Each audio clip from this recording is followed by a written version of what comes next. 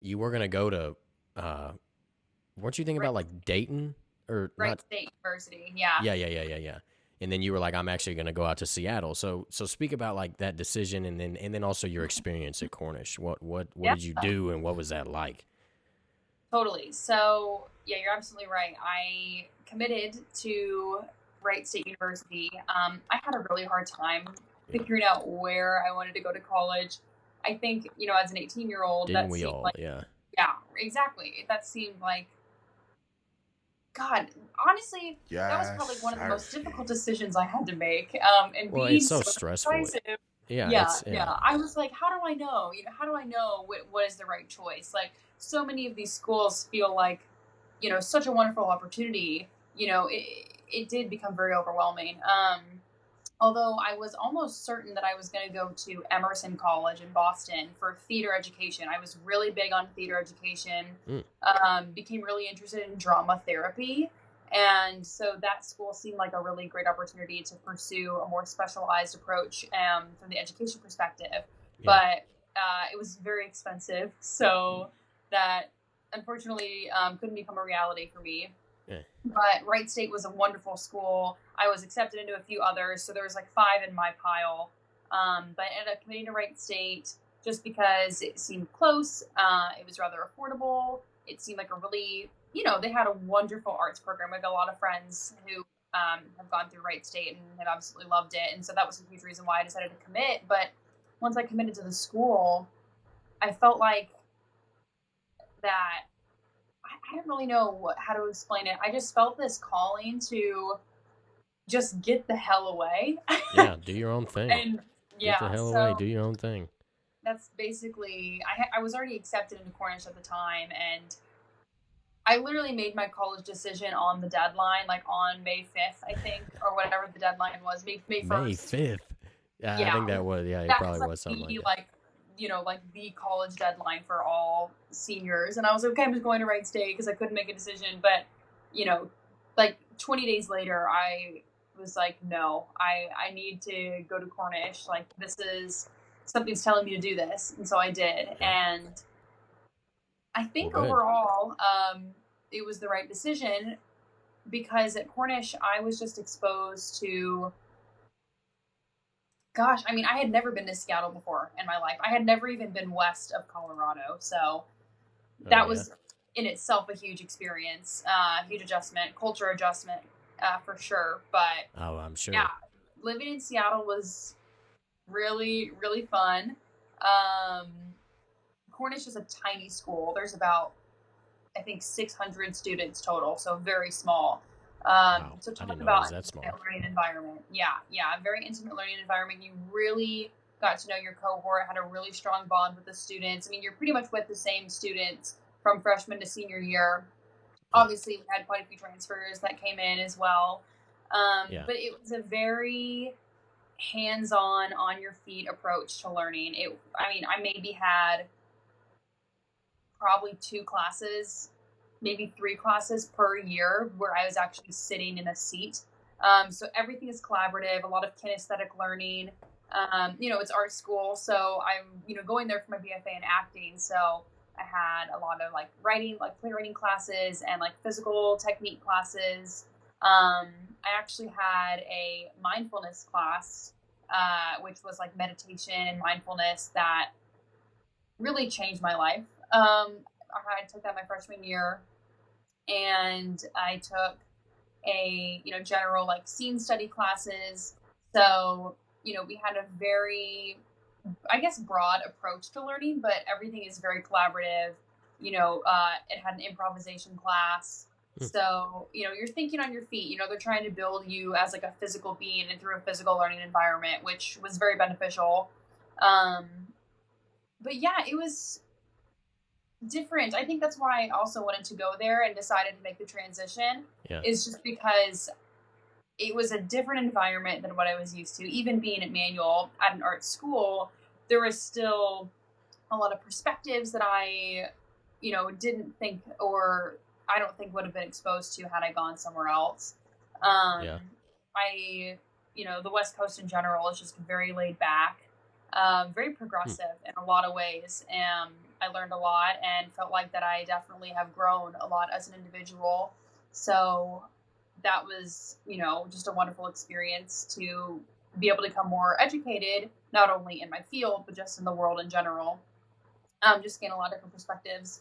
Yeah. So yeah, super fun. I think that whenever it became time to make a decision where to go to school, Hmm. I was also on the fence about whether or not I wanted to go for acting or Yeah. go to a major university, undecided, I remember because that. I remember that. yeah, Yeah.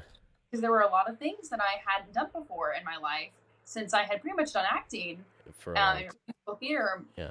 basically since I was a child. I was like, well, what else is out there? But I ended up deciding to go for my BFA in acting, which I did. Mhm. But along the way, I've definitely picked up some other hobbies and skills, which has been great. But now that I've graduated, I'm kind of in this back in a similar position where I, I'm wanting to go back to school, but I'm trying to decide what it is that I want to major in.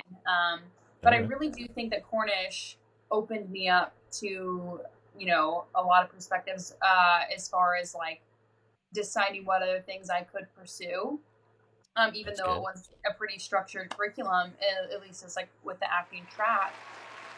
But with my Yes, mindfulness sir. class in particular, I became really intrigued with meditation and like holistic learning and approaches, and also because we have a lot of highly physical active classes, I became really interested in the body, and I had an anatomy class, and from there, I decided then my senior year actually of college to get my personal training certification.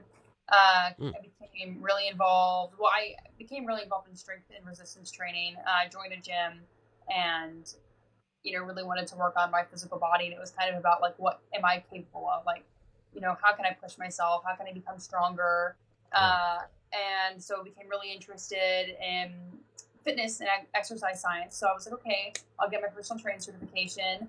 That was in January of this past winter, Okay. and I think that was a great decision. I don't know if I would have, decided to do that had I not had such a highly physical curriculum. And then from there, I've basically become really interested in the nutrition side as well, as far as like overall like health and wellness. So it's kind of just been like an arc a little bit. That's a good way to describe it. Yeah, yeah. So learning about the physical and exercise science, you inevitably learn about health and diet because they're correlated. You can't have one without the other. So I've become really fascinated with nutrition, and have looked in to a lot of like food studies, and Yeah. also gotten really interested in agriculture because I've gotten interested in nutrition. Then I started asking questions like, well, the quality of foods that you eat, is it important? Because you have to be Yes. able to fuel your body Yep. uh, in a certain way if you want to get stronger, but it's also about the quality of the foods and where you get the foods Yes, from, sir. and how are foods made. And then that just kind of sparked this rabbit hole of me wanting to know more about the food industry and agriculture. So and I really do have to thank quarantine a little bit, because it's kind of been an opportunity for me to just like breathe and say, okay, like let's do some research, let's dig in, let's see what else there is. um Yeah. and I think my perspective as an actor has given me a lot of insight, in that it's given me a lot of patience, and it's also provided me with an empathetic approach. Or is that the word? Empathetic. Empathetic. Yeah. Yeah. So it's been really good. I think I had a lot of doubt about my college experience a little bit, because I think once I got out there and once I realized that it was very intense training to be an actor, I was like, man, there's still other things that I want to try and that I want to do. And I felt like that I Yep. was limiting myself a little bit, That's since normal. all my classes were acting related. But looking back, I definitely gained more perspectives than I appreciated in the moment, and that have led me to, the path that I'm on now. And I don't think I would be anywhere close to, figuring out what it is that I want to do had I gone a different direction. So I think, everything happens for a reason, and we end up where we're supposed to end up. And just trying to kind of take this time now to really see it as an opportunity to continue learning and understanding, you know, agriculture and nutrition, and Yeah. become more familiar with exercise science and pursue those things that, you know, Cornish has kind of indirectly led Yeah. me to be exposed to. So yeah, that's Well, kind of that's my awesome. gist. Yeah. Yeah, it's like it's kind of that's interesting what you said about it being like an arc.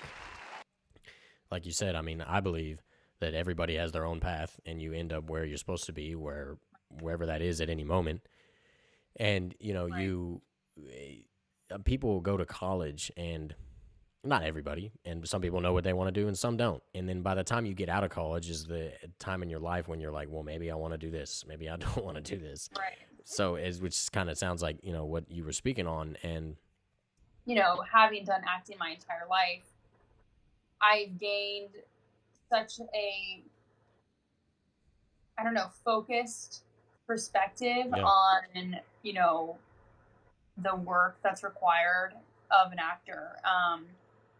You really do have to open yourself up and become really vulnerable, but you also have to allow yourself, you know, to see the world from mm-hmm, hundreds of different perspectives. I mean, yep, these are facts. talk about Yes, having to Sarsky. know, you know, to educate yourself. Like, that's the thing as an actor, no matter what role you have or what character you're given, you have to dig so deep in understanding the perspective Yeah, of the character that it is you're pursuing. And so I think because of that training, it's really given me a really good platform actually to be really thorough in whatever it is that I want to do. yeah, Just because that's the kind of training, you know, that goes into it to be an actor, or I should say to be a good actor. You know, you really got to dig deep. You know, you got to see things from the character's perspective, and hmm, you know, you just really do learn to have an appreciation for the craft. And gosh, I mean, actors, they work so hard. Like, it's just insane. I think about all the hours. I mean, you know, everybody works hard, but oh yeah, you just put in so much time mm, and so much research. People don't talk about the amount of research that goes into acting. I mean, yes, you have to memorize lines, but there's so much more to it, you know? I mean, you're basically doing full in-depth study of the play and the character and the playwright, and also all of the given circumstances. I mean, if you're doing a play from the 1930s, you need to understand exactly what is happening during that time period in whatever country it is that it's taking place in that city, you know?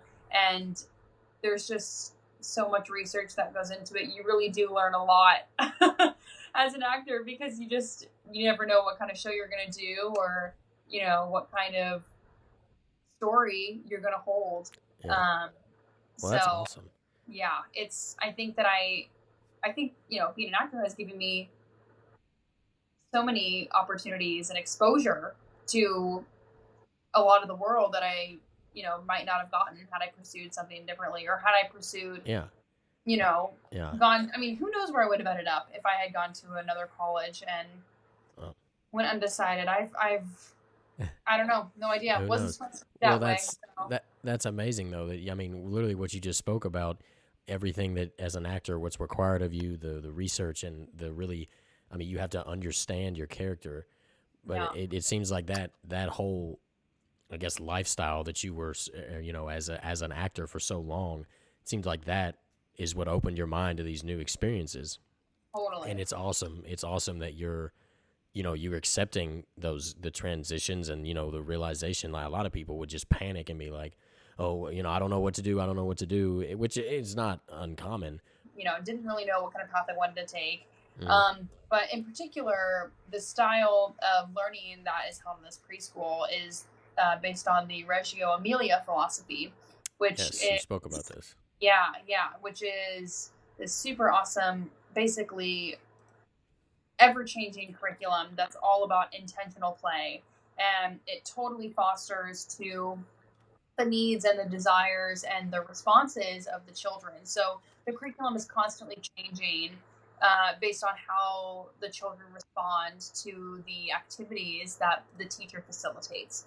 Yeah. So and it's, it's all about allowing the kids to become more in tune with the environment and with each other, and critical thinking skills, and applying more hands-on concepts, rather than necessarily like written work, or this rigid structured curriculum that we grew up with. So it's just a really fascinating perspective, and just exposure, Yeah. really, to the learning environment that I really knew nothing about. Yeah. I wish I had this kind of education growing up, but it's really fascinating, just the way how it's all about, observing the students and then changing, making adjustments as needed As the based on how as they're responding. Yeah. So, yeah, I'm super excited to get started when that will be. Yeah. With the pandemic, they keep pushing back the Yeah. opening times, which, I get it. We got to do what we got to do. Yeah. Yeah. But once that begins, I'm hopeful that it'll be a challenging but exciting experience, to be, I'll have a co-teacher, so I'll be able to Mm. work with my co-teacher and facilitate that kind of environment for the students. So I think it'll be a lot of fun. I'm kind of trying to make that adjustment a little bit. So yeah, taking a little bit of a break from acting. I have missed it though. I'm not gonna lie. I think I miss the community of it the most. I miss, working with the ensemble, being with the group. Yeah. Um, just being in the theater space it's such a sacred space. Hmm. Whenever you're with that group of people, in the theater arts, it has such a home sensation. When you're when you're like working on a show, or when you're in the rehearsal space. Those are definitely aspects that I miss, and wish that I could, experience. But I think there will be opportunities in the future for sure. I don't think that me, not actively pursuing theater right now is Yeah. the dead end. I think there will be other opportunities for sure. Yeah. So we'll see what happens. Yeah, I can relate to that. When it's like things just come around. Like I'm doing like the podcast, and then I'm also making beats, and then recording people, and mixing and engineering and stuff like that. And Right. for a while, I wasn't doing any mixing or engineering, but then the past like 2 or 3 weeks, that's all I've been doing. And Yeah. then the Right. podcast, I was having technical difficulties with the podcast, which was Mhm. frustrating. But it's kind of like one's up, one's down, and I Yeah. still haven't really been making a whole lot of beats. But like I've really just more been recording and engineering, Mhm. and you just kind of exactly you take it as it comes, and that's what I've been doing. But as far as like inspiration, I Yeah, gosh, I like have such a love for viewpointing, which is or viewpoints, which is a style, acting style, oh or acting exercise style that's used a lot in like rehearsals. And Anne Bogart is basically the originator, and so um, it became a theater technique that I really fell in love with, because it was all about like improvisation, exploration, using your body, um, oh kinesthetic response, working with the group, um, which is honestly, I think what it's very highly physical. You're basically like working out well, there when you you're go, doing there's your any of these. exercise, Julia.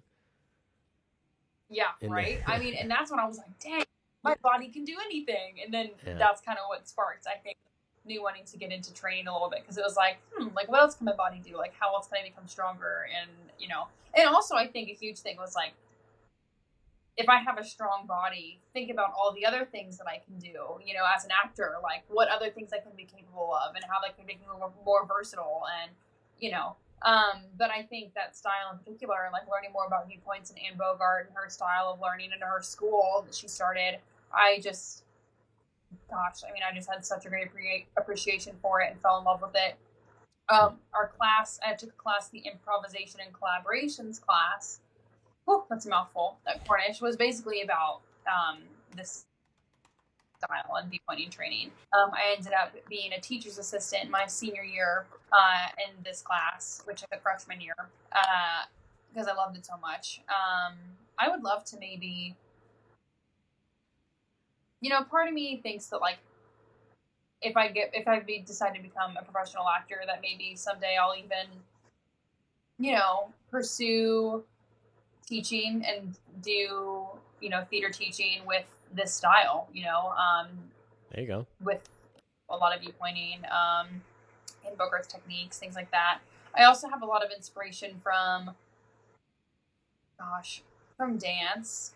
Yeah. Well, a lot of viewpointing is actually, it stemmed from dance technically, but I have always been a mover. I've always really loved dance and appreciated dance. And I think where I find a lot of my inspiration in general is just like from dancing and from moving my body, but also watching a lot of dance Yeah. in particular.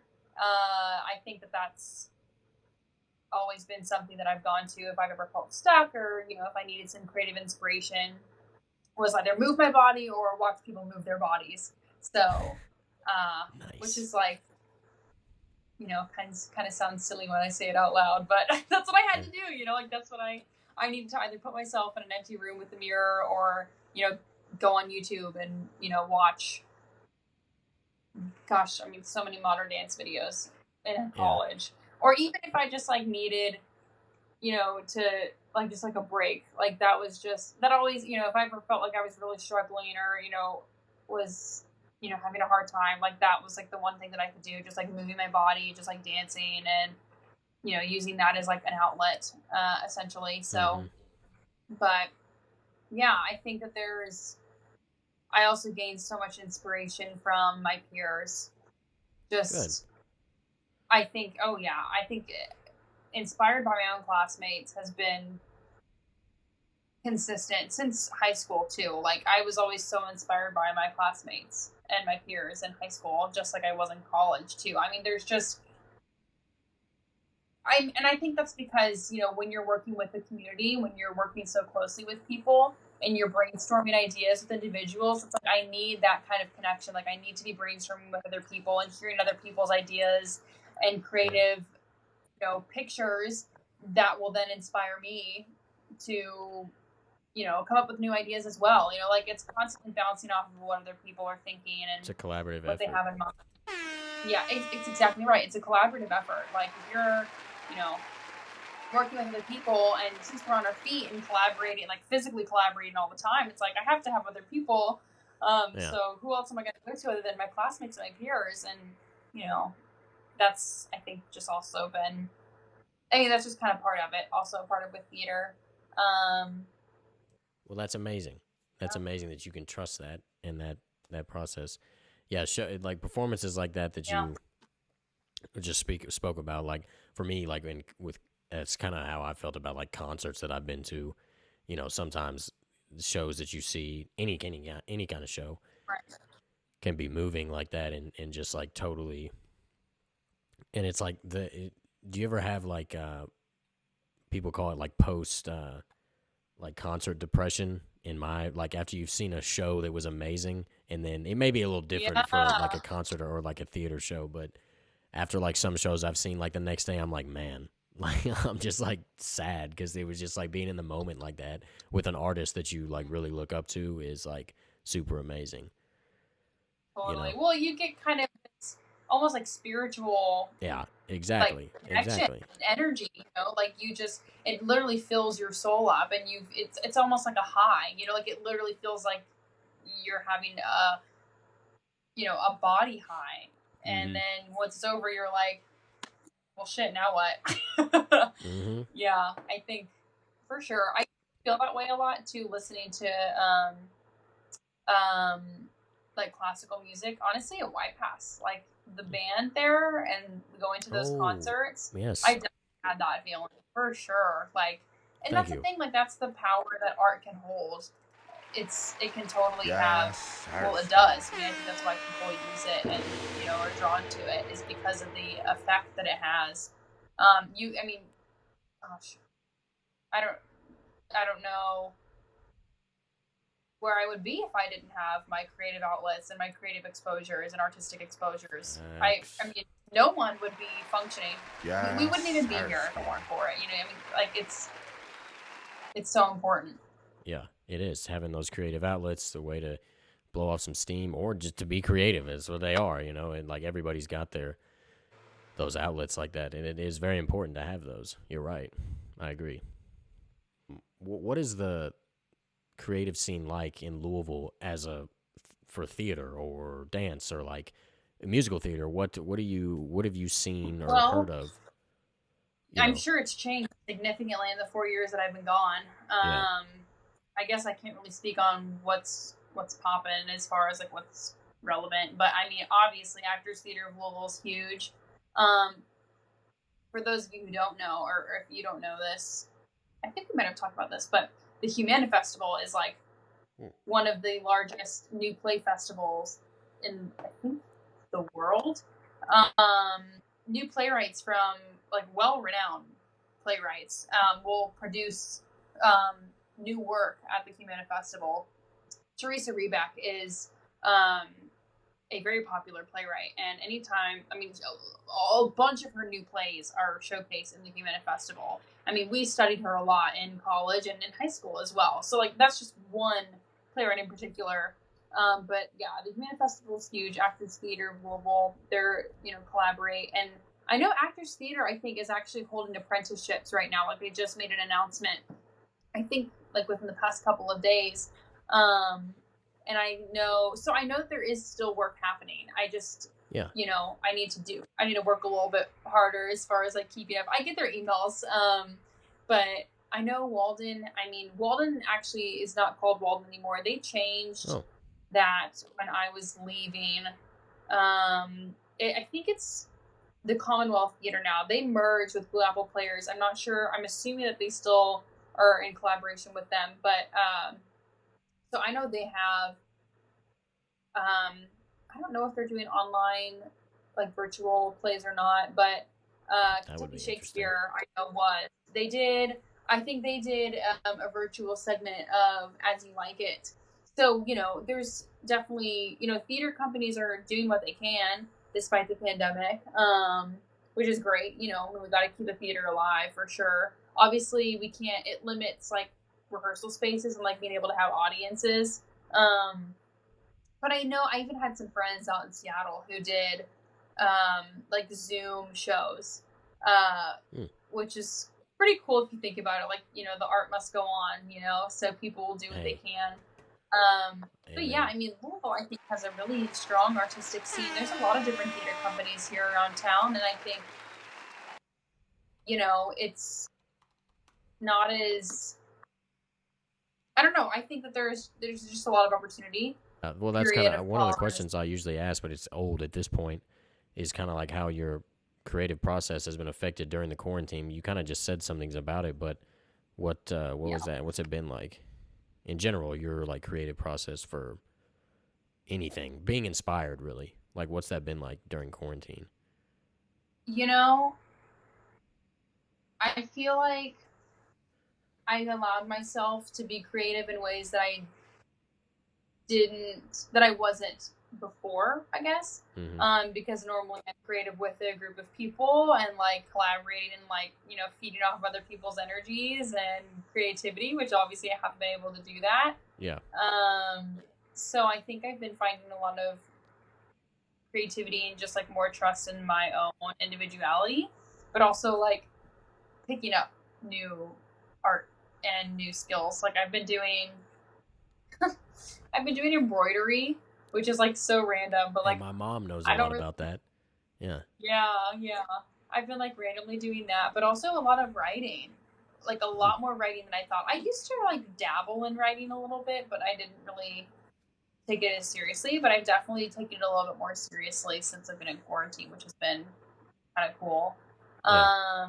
I don't really write plays. I actually like to write essays, Really? poetic essays. So I've What been doing kind? some of that, What which kind has of been essays? cool.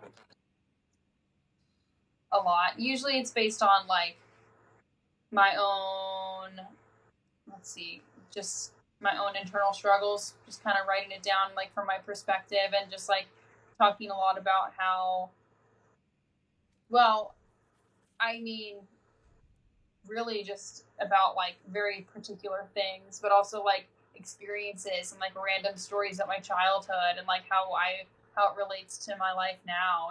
Just more like personal experiences and also like kind of breaking down like mental health barriers a little bit and Hmm. kind of shedding light on like the norm normality is not a word, but like making like it normalizing um mental health struggles, I think. Writing Wow, a I lot of didn't. essays That's on around cool. that. So